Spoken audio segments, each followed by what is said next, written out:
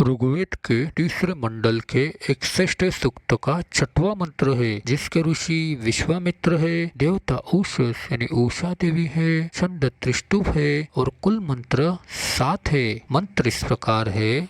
ऋतावरी दिवो अक्रेरबोध्याम रेवती रोंदसी चित्रमस्ताथम आयतिम अग्रे उषसम विभातिम वामम एषि द्रविणम भिक्षमान।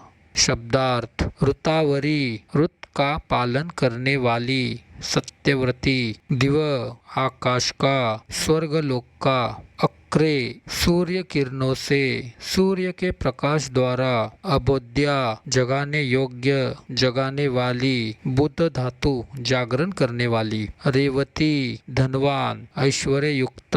रोदसी आकाश और पृथ्वी। चित्रम सुंदर, मनोहर, विचित्र रूप से। अस्थात स्थित हो गई, ठहर गई, व्याप्त हो गई। आइतिम आने वाली, आगता।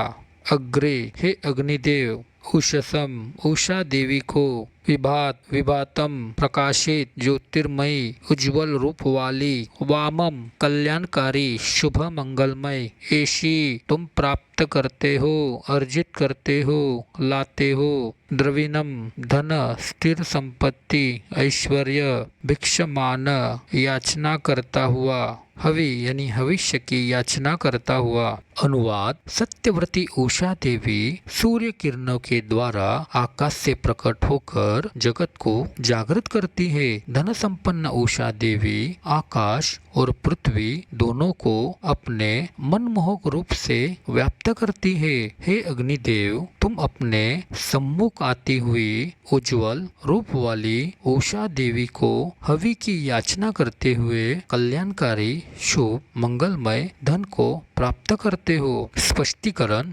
ऋत वैदिक साहित्य का अत्यंत गूढ़ और महत्वपूर्ण शब्द है। इसका मूल अर्थ है सनातन सत्य और ब्रह्मांडीय व्यवस्था।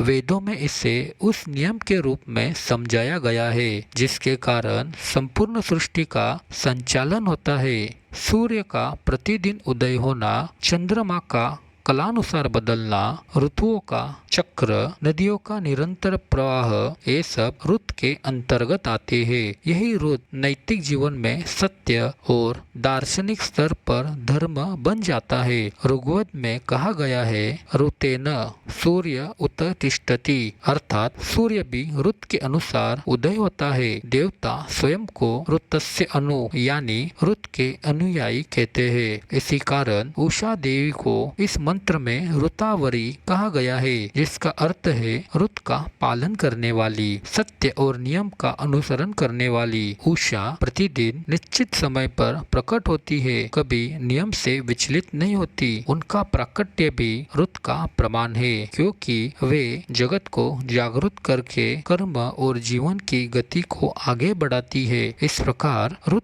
केवल प्राकृतिक नियम ही नहीं, बल्कि सत्य, धर्म और दैविक व्यवस्था सबको समेटे हुए एक परम सिद्धांत है। ऋग्वेद में उषा देवी का वर्णन केवल प्रातःकाल की देवी के रूप में नहीं है, बल्कि वह संपूर्ण कल्याण और समृद्धि की देवी मानी गई है। शास्त्रों के अनुसार धन का अर्थ केवल भौतिक संपत्ति नहीं, बल्कि जीवन के सभी कल्याणकारी तत्वों से है, जैसे आयु, आरोग्य, विद्या, ज्ञान और सत्कर्मों का पुण्य। उषा देवी अपने प्रकाश और दिव्य कांति से संसार को जागृत करती है और नए जीवन की ओर शुभ कार्यों की प्रेरणा देती है। उनकी उपस्थिति में बुद्धिमान मनुष्य आलस्य और अज्ञान के अंधकार से मुक्त होकर सत्कर्मों में लगते हैं। इस कारण इनके आगमन से बुद्धिमान मनुष्यों को न केवल भौतिक संपत्ति बल्कि स्वास्थ्य, बल, बुद्धि, ज्ञान और पुण्य भी प्राप्त होता है। यही कारण है कि ऋषियों ने उन्हें धन संपन्ना कहा, अर्थात वह देवी जो जीवन को संपूर्ण कल्याणकारी और समृद्ध बनाती है। इसके विपरीत उषा देवी के कल्याणकारी आगमन का लाभ न लेने वाले मनुष्य को मूर्ख, बुद्धिहीन कहा जाता है। यज्ञ का आरंभ प्रातःकाल उषा काल में होता है। इस समय अग्निदेव भविष्य अन्न